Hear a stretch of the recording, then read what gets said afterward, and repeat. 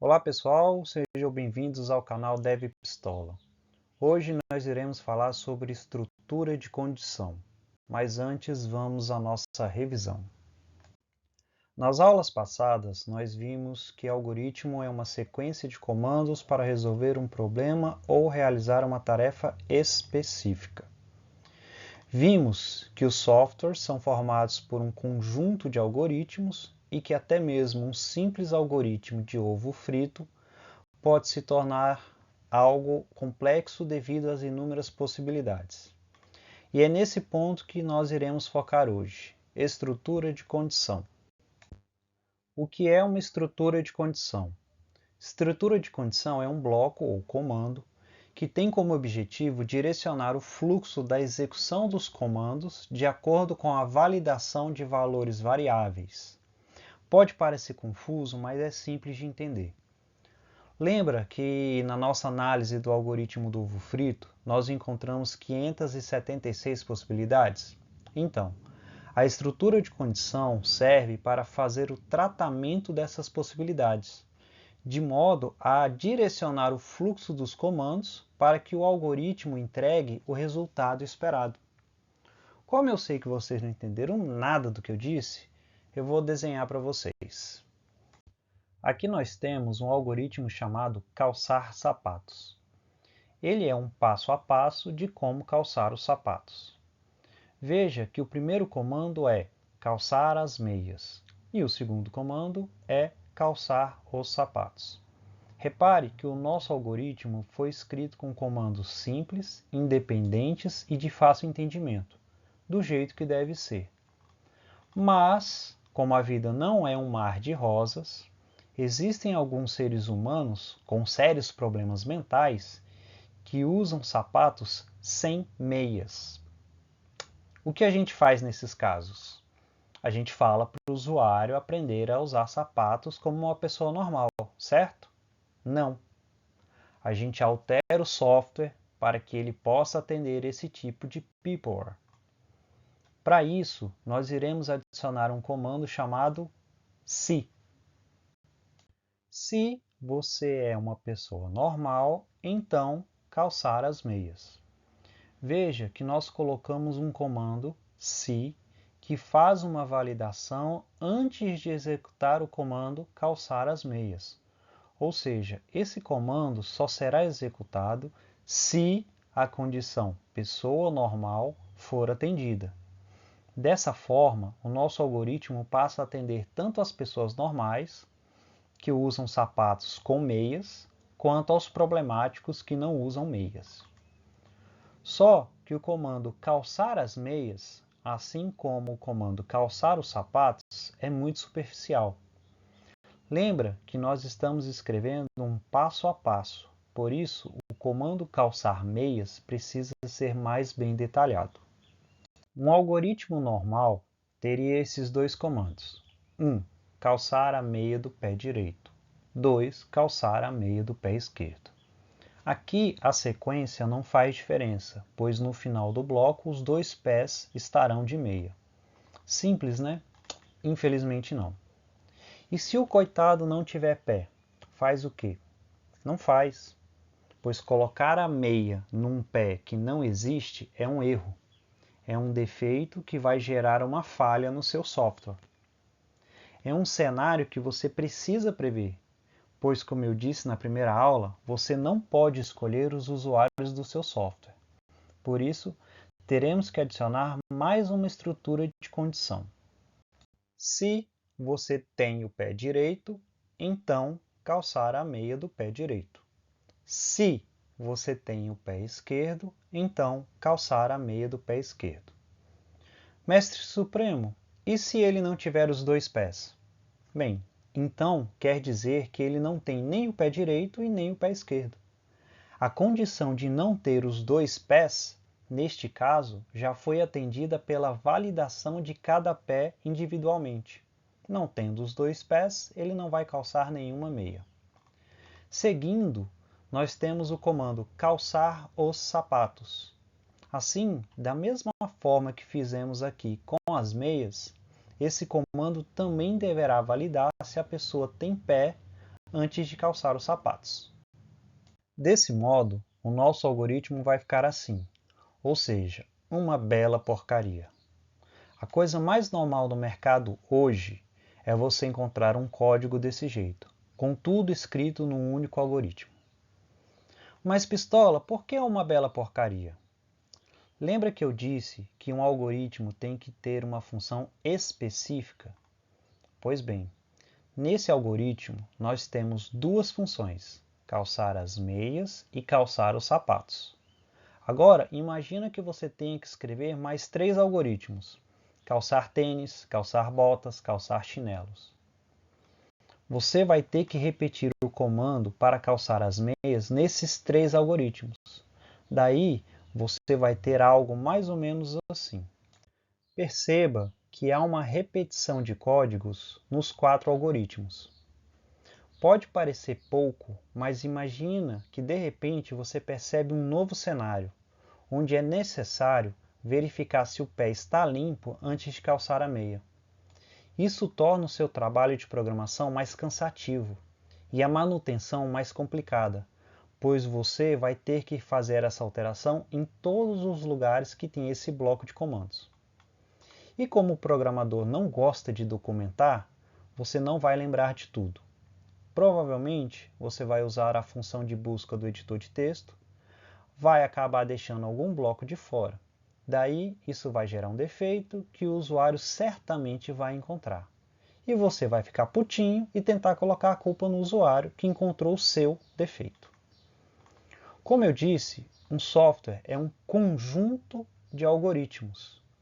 E o algoritmo é um conjunto de comandos que realiza uma função específica. Então, considerando essas premissas, o bloco de comandos para calçar as meias deve ser posto dentro de um algoritmo específico para isso. Tendo um algoritmo específico para calçar as meias, nós podemos simplesmente chamar essa função dentro dos demais algoritmos. Veja que os algoritmos ficaram menores e mais simples de ler. Dessa forma, se você precisar fazer uma alteração, isso vai ser feito num único lugar. Se precisar adicionar uma validação para limpar os pés, por exemplo, você vai fazer isso dentro do algoritmo calçar meias. E assim, todos os algoritmos que chamam essa função vão estar atualizados. Mas Pistola, seguindo esse raciocínio, nós deveríamos ter um algoritmo específico para lavar os pés, certo? Certíssimo, gafanhoto. Lavar os pés é uma função específica e deve estar dentro de um algoritmo específico, pois assim você pode usar essa função em outros códigos. Achou que estava fácil? Pois é, agora a coisa começa a ficar interessante. No algoritmo calçar sapatos, nós tivemos validações simples de variáveis simples. Mas, como já sabemos, graças às inúmeras possibilidades, nada é tão simples de ser codificado. Por isso, o comando se possui outros comandos para auxiliar na montagem de uma estrutura mais completa, mais abrangente.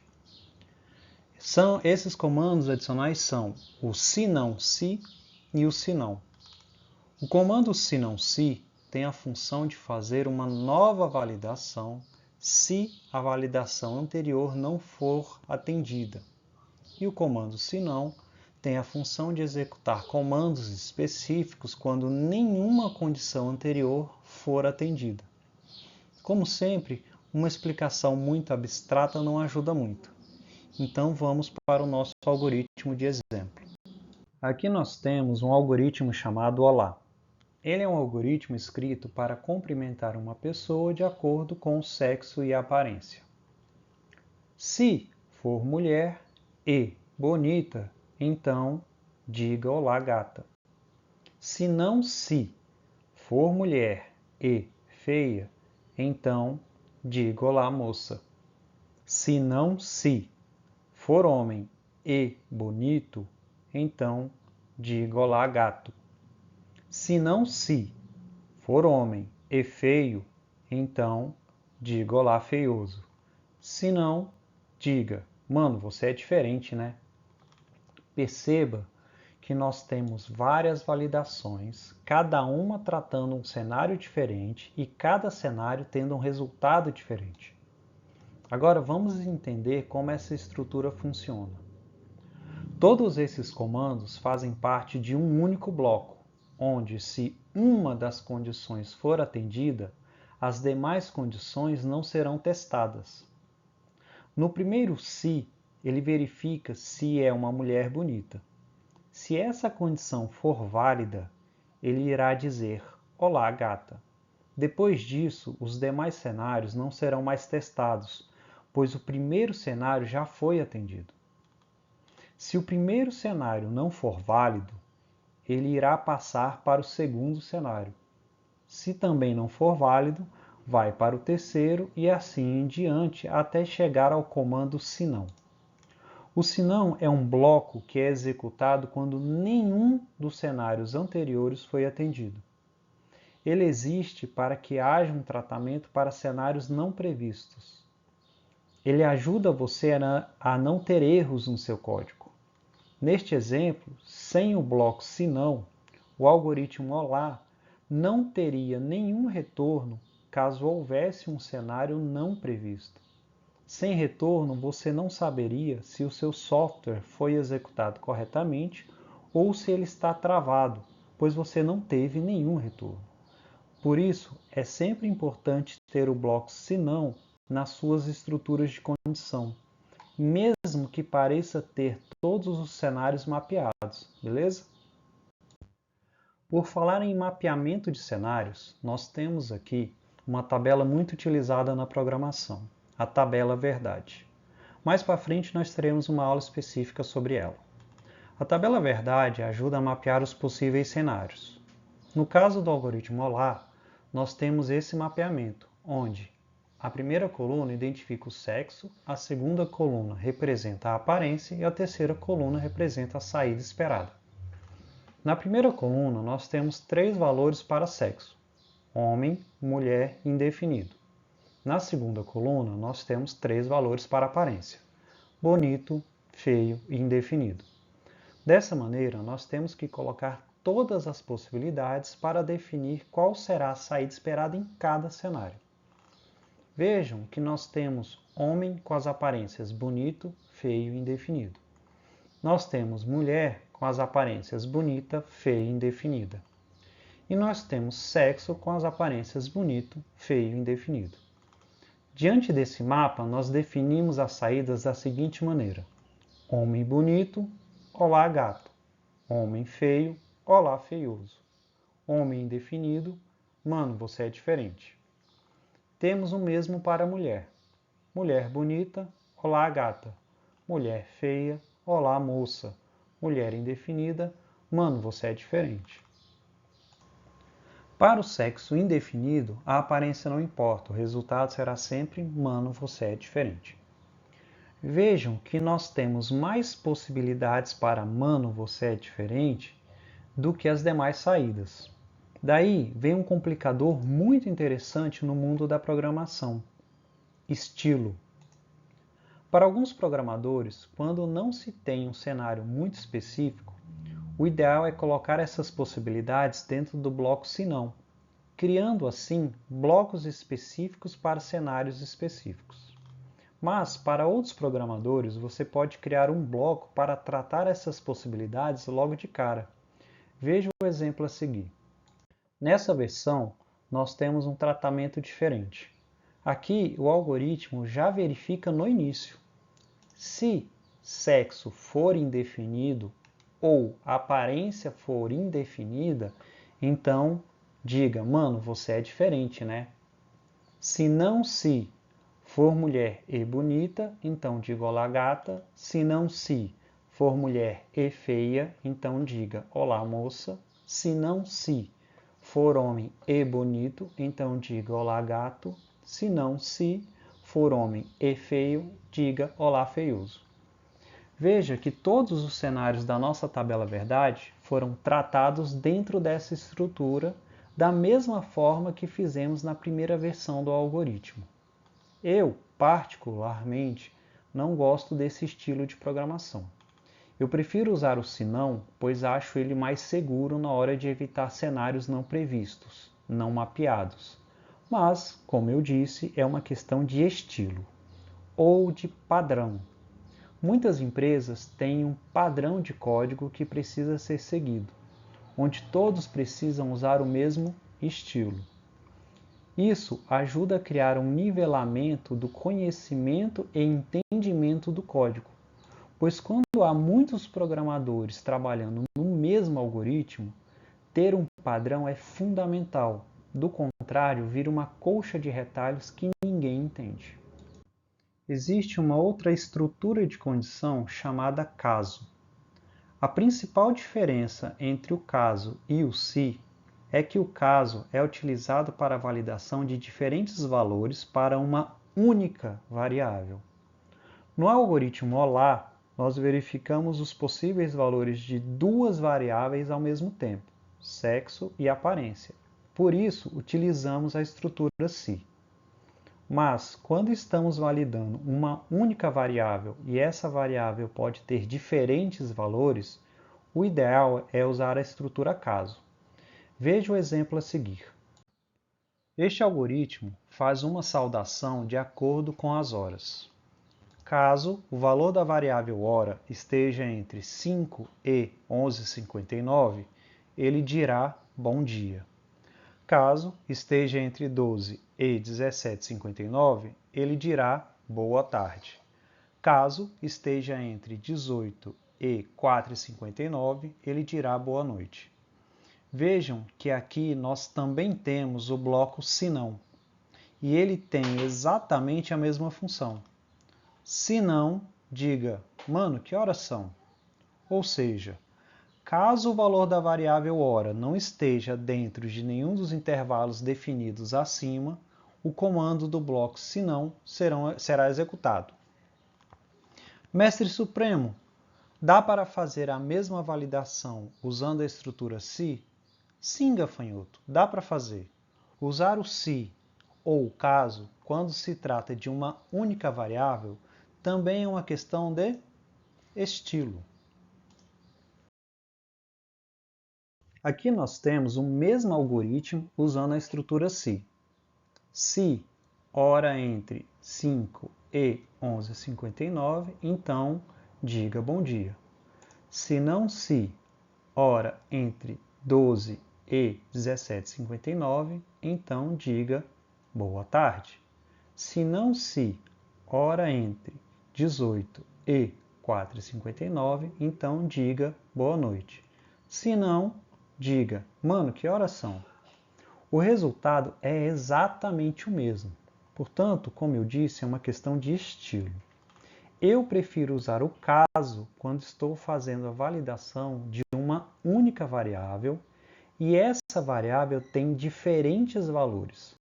Para mim, o código fica mais limpo, pois eu não preciso ficar repetindo se não, se não, se não, se. Aqui temos parte do nosso algoritmo calçar meias usando as duas estruturas, se e caso. Como dito, o resultado é o mesmo, mas para mim não faz sentido você usar o caso para uma variável que possui apenas dois valores, sim e não. E nesse algoritmo faz menos sentido ainda, pois nada será feito se o valor da variável for não. A estrutura de decisão caso foi pensada para trabalhar com vários possíveis valores para uma única variável. Ela funciona com poucos valores? Sim, mas não é muito comum de ser usado dessa maneira. Bem, espero que vocês tenham entendido para que serve uma estrutura de condição. Revisando, ela direciona o fluxo dos comandos. Se tem o pé direito, calce a meia no pé direito. Se não tem, o algoritmo vai seguir outro fluxo e vai pular esse comando. Se não entenderam, tudo bem, não se preocupem, pois escrever algoritmos é, basicamente, escrever estruturas de condição. Vocês ainda verão muitos exemplos de utilização dessas estruturas e, com o tempo, começarão a decidir qual é a estrutura mais indicada para cada caso, beleza? É isso. Se tiverem dúvidas, não me procurem. Pesquisem na internet. Fui!